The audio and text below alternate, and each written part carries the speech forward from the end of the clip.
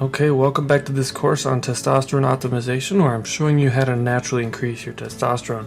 In this video, we are going to focus on some of the rules for setting up an efficient and focused training regimen.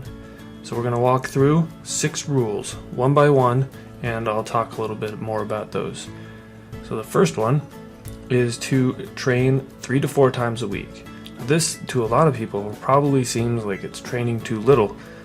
The reality of the fact is, if you're training 3 to 4 times a week correctly, training for progressive strength gains, training in a neuromuscular fashion to try and activate as much muscle volume as possible, then the 3 times a week actually gives you enough time to recover from each workout, so that the next time you go into a workout, you're just as strong as you were the last time you worked out.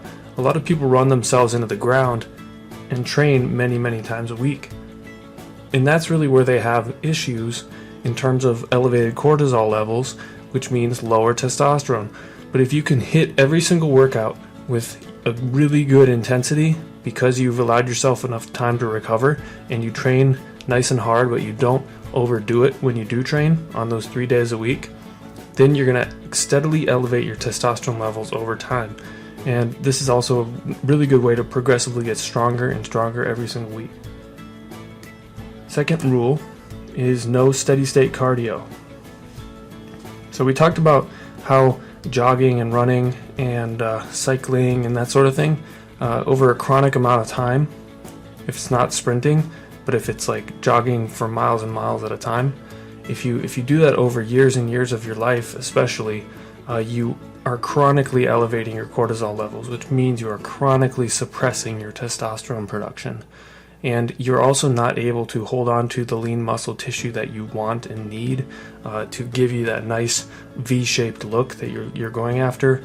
You're actually just counteracting everything. You're putting your body into a state of catabolic action. So you're really just breaking everything down. You're not doing anything good for your body.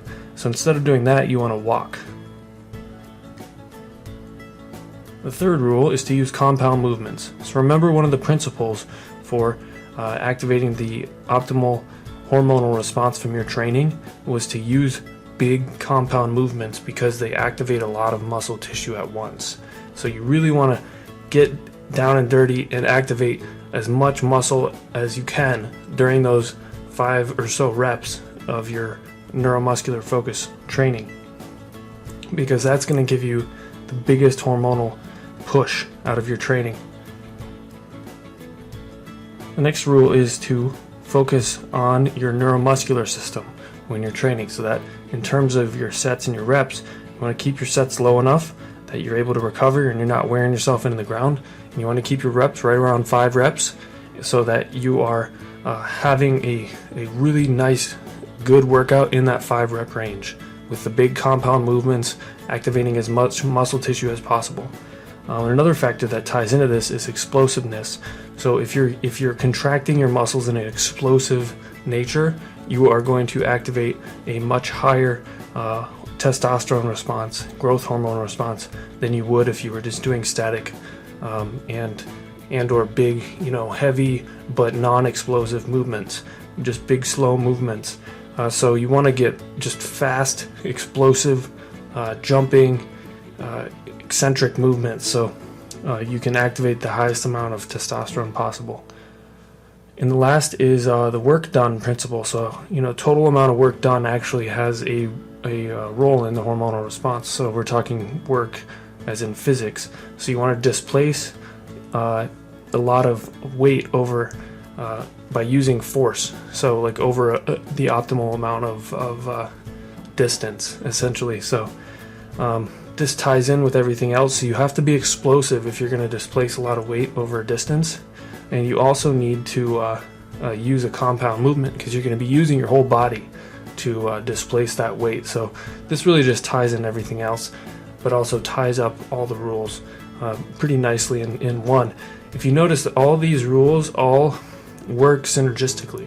So if you're training correctly, you're going to be doing all of these things together, and it just kind of naturally takes place when you're training 3-4 times a week max, You're not doing a bunch of steady state cardio. You're giving yourself a lot of time to recover.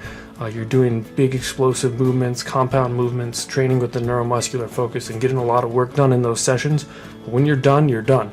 You don't drag out your workouts. You don't keep them going. You don't get stressed out about the workouts.